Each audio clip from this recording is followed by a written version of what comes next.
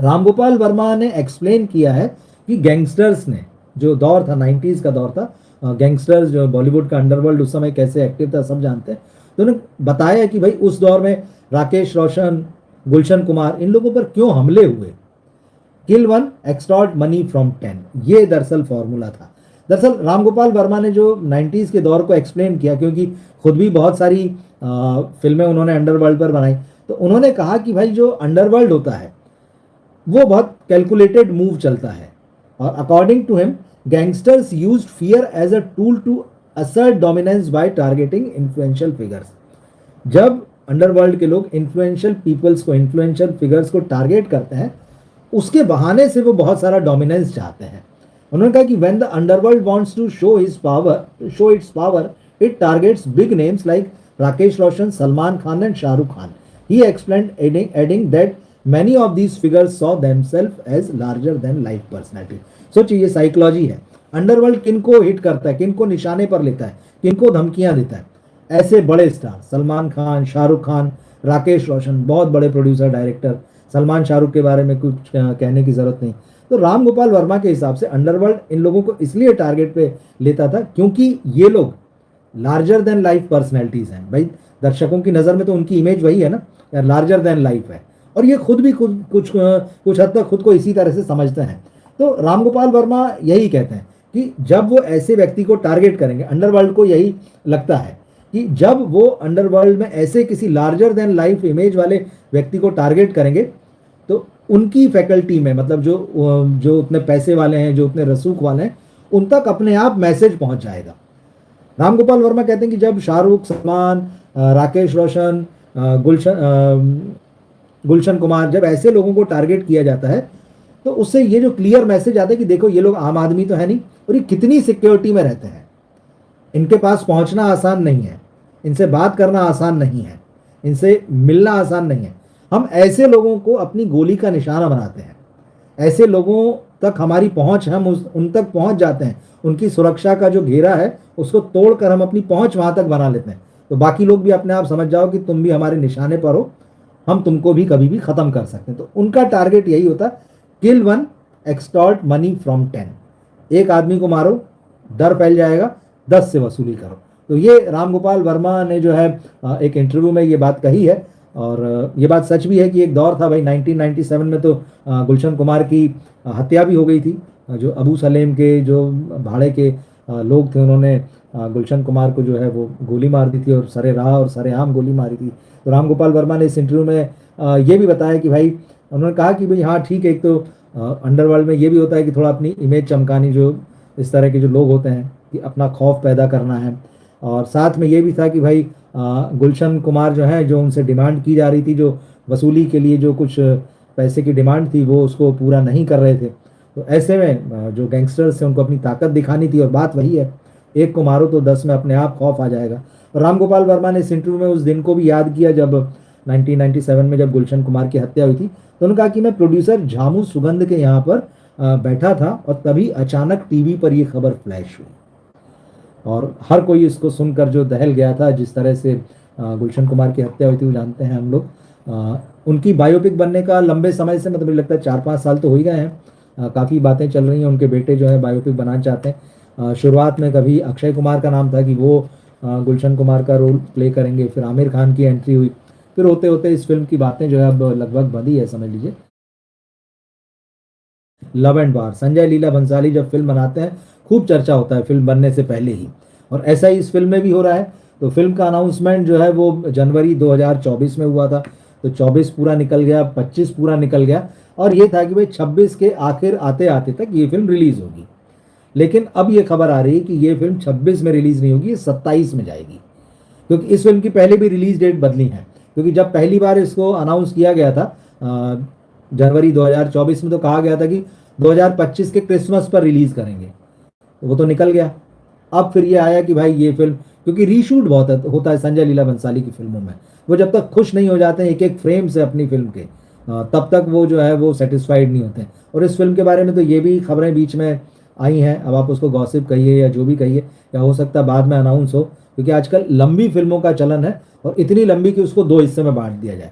जैसा कि हम जानते हैं धुरंधर में भी यही हुआ, कहा यह गया कि भाई एक फिल्म बन रही है, फिर कहा गया कि शूट होते होते ही इतनी लंबी शूट हो गई 7 घंटे तक कि फिर प्रोड्यूसर ने कहा चलो इसको 2 हिस्सों में बांट देते हैं। और दूसरे हिस्से के पहले भी कई हिस्से अलग से बाद में मुंबई में शूट किए गए, सीन शूट किए गए और वो इस फिल्म में जोड़े गए। तो इसके बारे में भी, लव एंड वार के बारे में भी ये कहा जा रहा है कि इस फिल्म की लेंथ जो है शूटिंग के दौरान बढ़ती जा रही है, और हो सकता है कि संजय लीला भंसाली एन मौके पर ये अनाउंस कर दें कि अब हम लव एंड वार को भी 2 हिस्से में रिलीज करेंगे। लेकिन फिलहाल ये आई है खबर कि 21 जनवरी 2027 ये नई रिलीज डेट है। मतलब 21 जनवरी मतलब आप समझ लीजिए कि 26 जनवरी के आसपास का जो पूरा मौसम और माहौल होता है, वो ये फिल्म रिलीज होने जा रही।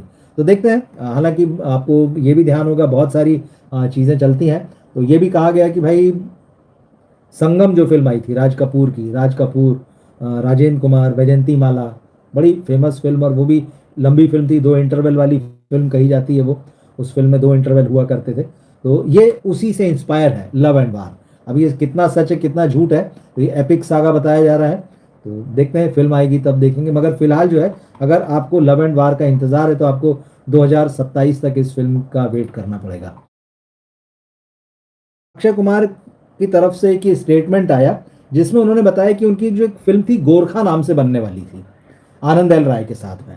तो इस फिल्म की बड़ी चर्चा थी। लगभग 2021 में इस फिल्म के बारे में एक पोस्टर भी आया था। अक्षय कुमार जो है गोरखा हैं, और गोरखा रेजिमेंट जैसी होती है, आर्मी से जुड़ा हुआ मामला था। और आप जानते ही हैं कि पिछले कुछ सालों में आर्मी से जुड़ी हुई, सैनिकों से जुड़ी हुई कहानियां जो हैं किस तरह से बॉक्स ऑफिस पर आई हैं और काफ़ी सक्सेसफुल भी रही हैं। तो अक्षय जो है ये 1960s के और 70s के जो वार हैं उस पर बेस्ड एक आर्मी ऑफिसर की ये कहानी थी, गोरखा ऑफिसर की। तो अक्षय कुमार इस फिल्म को करने वाले थे आनंद एल राय के साथ में, लेकिन ये फिल्म जो है उस वक्त बंद हो गई थी। मतलब बंद हो गई थी इन द सेंस कि इसमें प्रोग्रेस ही शुरू नहीं हुई थी। तो बहुत सारे सवाल उठे कि भाई बनेगी नहीं बनेगी, क्यों रुकी। और नेशनल अवार्ड विनिंग डायरेक्टर है संजय पूरन सिंह करके, संजय पूरन सिंह चौहान, तो वो इसे डायरेक्ट करने वाले थे। लेकिन ये फिल्म एक समय के बाद में इसकी चर्चा ही बंद हो गई। अब आज अक्षय की तरफ से ये खबर बहुत क्लियर कट हो गई है। उन्होंने कहा है कि नहीं, गोरखा मूवी नहीं बन रही है। प्रेस कॉन्फ्रेंस होती है, उसमें किसी जर्नलिस्ट ने उनसे सवाल पूछा होगा, तो वो एग्जैक्ट नहीं देख पाए कि किसने पूछा, लेकिन उन्होंने कहा है कि भाई किसी ने अभी पूछा है इस फिल्म के बारे में, और उन्होंने क्लियर कर दिया कि नहीं, गोरखा मूवी नहीं बन रही। तो ये क्लियर हो गया है। टॉक्सिक पे आते हैं। टॉक्सिक का बहुत लोगों को इंतजार है इस फिल्म का अभी भी। अव्वल तो इस फिल्म की धुरंधर 2 से टक्कर होनी थी बॉक्स ऑफिस पर, लेकिन चाहे जो भी वजह रही हो, ये हुआ कि भाई यश की ये जो महत्वाकांक्षी फिल्म है, क्योंकि वो इस फिल्म के प्रोड्यूसर भी हैं, डेट आगे बढ़ा दी गई। अब ये फिल्म जो है जून में रिलीज होने वाली है। तो जून में ये फिल्म आएगी। लेकिन इस बीच रामायण का प्रमोशन शुरू हो चुका है। हमने पिछले दिनों देखा कि रणबीर कपूर भगवान राम के रूप में पहली झलक फिल्म की दिखी, और इस फिल्म के जो प्रोड्यूसर हैं नमित मल्होत्रा, इंटरनेशनली इस फिल्म को प्रमोट करना चाहते हैं, और अभी से कहीं ना कहीं वो इसका प्रमोशन कर रहे हैं। तो अब उनके साथ में फिल्म में रावण का किरदार निभा रहे यश भी हैं। यश भी इस फिल्म में को प्रोड्यूसर हैं। ये भी आप ध्यान रखें, जो रामायण आ रही है उसमें को प्रोड्यूसर हैं, और वो रावण का रोल प्ले कर रहे हैं। तो जब विदेशी मीडिया के सामने ये लोग जाते हैं, बात करते हैं, तो एक कहीं ना कहीं ये इनमें होता है कि थोड़ा एक्स्ट्रा रिस्पेक्ट होता है इंडियन मीडिया के मुकाबले उन गोरे लोगों के लिए। तो वहाँ उनके हर सवाल का जवाब ये लोग देते हैं। या अगर विदेश में होते हैं तो उनको लगता है कि नहीं, यहाँ थोड़ा सा, यहाँ ज़्यादा ना नुकुर नहीं की जा सकती है। तो वहाँ यश से पूछ लिया कि भाई आपकी ये जो बड़ी फिल्म आ रही है टॉक्सिक, ये किस बारे में है। तो उन्होंने वहाँ पर बाकायदा प्लॉट रिवील किया। वो मैं आपको बता देता हूँ क्या प्लॉट है। In the interview Yash said it's a father son revenge saga. बाप बेटे की बदले की कहानी है ये, मतलब बाप बेटे किसी से बदला ले रहे हैं, अब ये बात है। It is basically set in an interesting era when India got independence, a small part of Goa was still under Portuguese rule till 1961। ये हम सभी जानते हैं 1947 में जब भारत आज़ाद हो गया था, तो गोवा का एक छोटा सा हिस्सा जो था 1961 तक पुर्तगाली शासन के तहत था, और फिर उसको आज़ादी मिली उस वक्त। तो ये जो प्रेमाइसिस है फिल्म का, यश यही कह रहे हैं कि so that's the era we are setting the premise. उस एरा में अपनी कहानी का प्रेमाइस सेट किया है, जहां पर एक फादर और सन रिवेंज लेते हैं। अब निश्चित रूप से ये माफिया पीरियड गैंगस्टर, उन्होंने कहा कि he added that Toxic is a fantastic fascinating period gangster drama and said the film is fictional but populated with many interesting characters। तो बहुत सारे हैं, 5-6 हीरोइन नहीं है, 6-7 हीरोइन है, बल्कि गीता मोहन दास जो है वो इस फिल्म को डायरेक्ट कर रही हैं। और गैंगस्टर ड्रामा है, बाप बेटे हैं। और यश के दोनों लुक जो हैं हम आई थिंक देख चुके हैं, 2 टीज़र आए हैं। तो वो एक टीज़र में तो वो दाढ़ी भी नहीं है उनकी, ये भी आपको याद होगा, नहीं तो आप देखिएगा। तो दोनों लुक उनके जो है यहाँ रिवील हो चुके हैं, मुझे ऐसा लगता है। लेकिन एक बात है कि अगर ये बहुत ही इंटरेस्टिंग तरह का फैसिनेटिंग पीरियड ड्रामा है और पिता पुत्र के रिवेंज की स्टोरी है, गैंगस्टर ड्रामा है, जब मैंने ये स्टेटमेंट सुना तो मुझे गॉडफादर याद आई। गॉडफादर सीरीज में बनी है, उस फिल्म को आप याद रखिएगा। मुझे ऐसा लगा क्योंकि वहाँ भी इस तरह से है चीज़ें जो उसकी सीरीज़ है, तो मुझे हल्का सा ऐसे दिमाग में आया कि कोई अक्सर होता है जब आप किसी फिल्म के बारे में सोचते हैं, सुनते हैं, बात करते हैं, तो कहीं कनेक्ट बनता है। तो मुझे ऐसा लगा, उसके टीज़र में भी आप देखिए कलर्स जो हैं गॉडफादर के कुछ कुछ, अब मुझे ऐसा लगता है कि उस तरह की चीज़ें जो हैं, डार्क वर्ल्ड जो है माफिया का उसमें नज़र आ रहा है। तो खैर वो जब आ गई तो सिर्फ हमारे दिमाग की आप कह सकते हैं एक उपज कह लीजिए, या कह लीजिए कि आपके दिमाग में क्या बात आई, फर्स्ट थॉट।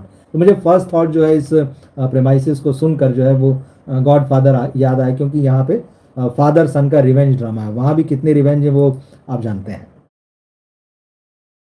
अगली खबर जो है वो राजकुमार राव का एक इंटरेस्टिंग स्टेटमेंट है। कुछ महीने पहले उनके घर में बेटी हुई है जिसका नाम उन्होंने पार्वती रखा है।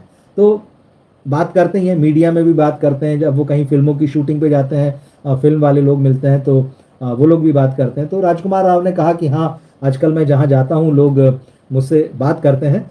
और एक को स्टार ने मुझसे ये भी कहा कि राजकुमार तुम्हें शायद ये पता नहीं होगा, इस बात का एहसास नहीं होगा कि जैसे ही तुम्हारी बेटी का जिक्र आ जाता है बातों में तो तुम्हारे चेहरे की रंगत बदल जाती है। तो राजकुमार ने कहा कि हाँ मुझे नहीं पता, लेकिन ये स्वाभाविक है, पेरेंट बनने की एक अलग खुशी होती है। बेटी हुई है तो उन्होंने कहा कि भाई बेटी होने के बाद में 5 महीने तो घर से नहीं निकला, पूरा समय जो है मैं उसके साथ बिताता रहा। और उसके बाद में फिर मैंने दादा फिल्म की शूटिंग शुरू कर दी। अब दादा जो है वो सौरव गांगुली की बायोपिक है, आप जानते हैं, और ये फिल्म जो है बड़ी फिल्म होने जा रही है, स्वाभाविक है। तो दादा की शूटिंग जो है वो शुरू हो चुकी है। राजकुमार राव इसमें नज़र आएंगे सौरव गांगुली को रोल में। लेकिन जो एक इम्पॉर्टेंट बात उन्होंने कही वो मैं आपको बताना चाहता हूँ।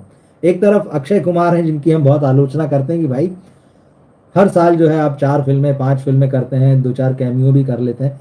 राजकुमार राव ने कहा है, I have decided now I am going to do way less work than what I was doing earlier. पहले मैं जितना काम कर रहा था उससे अब काफ़ी कम काम करने जा रहा हूँ, ये मैं तय कर लिया है।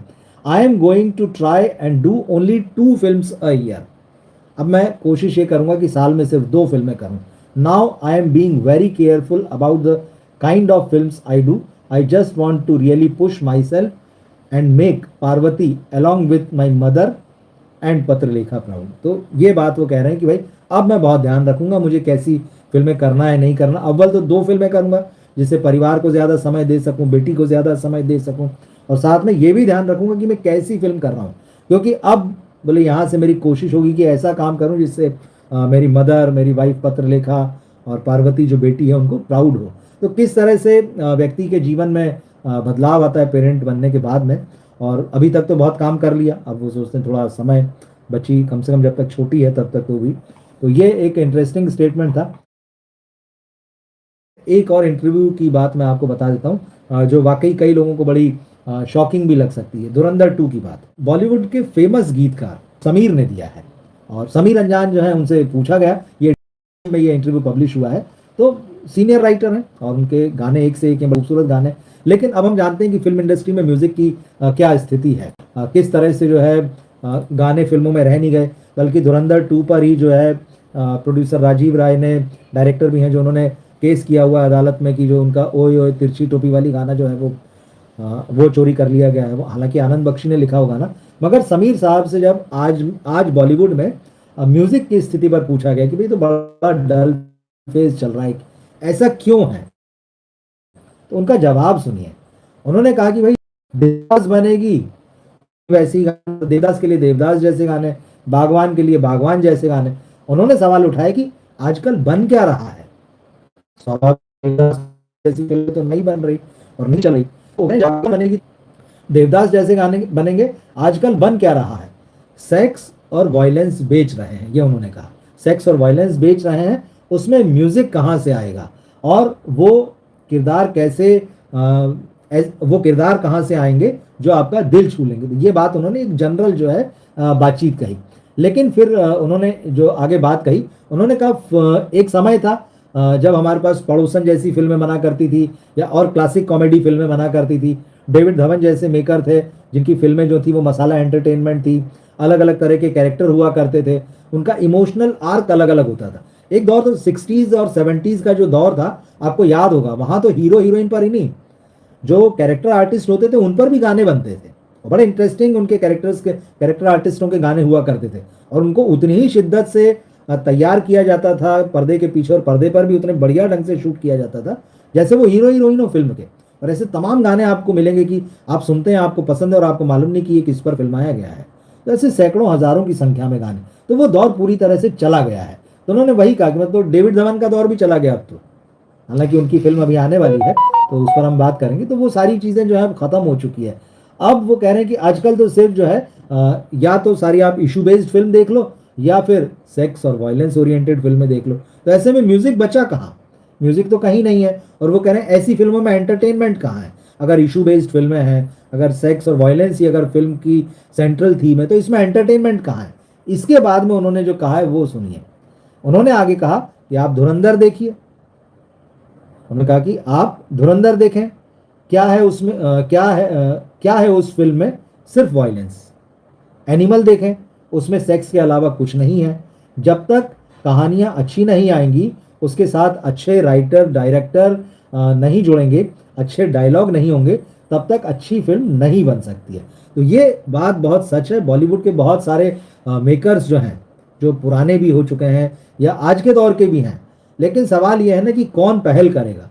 क्योंकि जब अगर सेक्स वायलेंस वाली और इशू बेस्ड फिल्में ही बन रही हैं और उनमें से एक आधी चलती है, ऐसा नहीं कि सारी सेक्स बेस्ड फिल्में चल रही हैं, वायलेंस बेस्ड सारी फिल्में चल रही हैं, वो चलती इक्का दुक्का ही है उसमें से।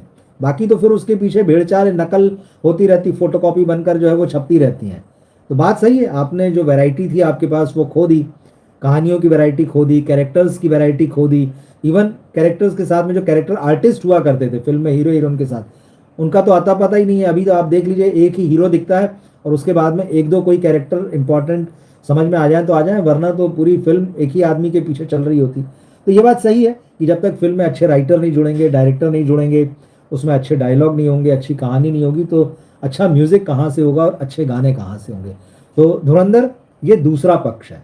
एक पक्ष ये है कि भाई वो देश प्रेम की बात करती है, राष्ट्रवाद की बात करती है, पाकिस्तान को कटघरे में खड़ा करती है कि किस तरह से वो आतंक अपने यहाँ पर पालता रहा है और भारत का उस आतंक का भारत के खिलाफ इस्तेमाल करता रहा है। वो एक तस्वीर है, एक तस्वीर है। दूसरी तस्वीर ये है कि आपने ऐसी ही फिल्मों पर सिर्फ फोकस किया है और बाकी सिनेमा छोड़ दिया है। तो बाकी वो जो पूरा सिनेमा छूट रहा है उसके साथ बहुत कुछ जा रहा है, राइटिंग जा रही है, कैरेक्टर्स जा रहे हैं, डायलॉग्स जा रहे हैं, म्यूजिक जा रहा है, सिंगिंग जा रही है, लिरिक्स जा रहे हैं, बहुत कुछ जा भी रहा है। तो एक शिकायत ये है धुरंधर से, सिर्फ धुरंधर बस नहीं, धुरंधर, एनिमल, कबीर सिंह, ये जो इस तरह की फिल्में आती हैं, और धुरंधर पर एक ये बात तो खास तौर पर कई लोगों ने माना है और कहा है कि धुरंधर में रीमिक्स गाने हैं या उसका जो म्यूजिक है वो बहुत ज़्यादा ओरिजिनल नहीं है, इम्प्रेस करने वाला नहीं, वो सिर्फ फिल्म ही अच्छा लगता है। तो ये आज के कुछ ज़रूरी अपडेट्स थे।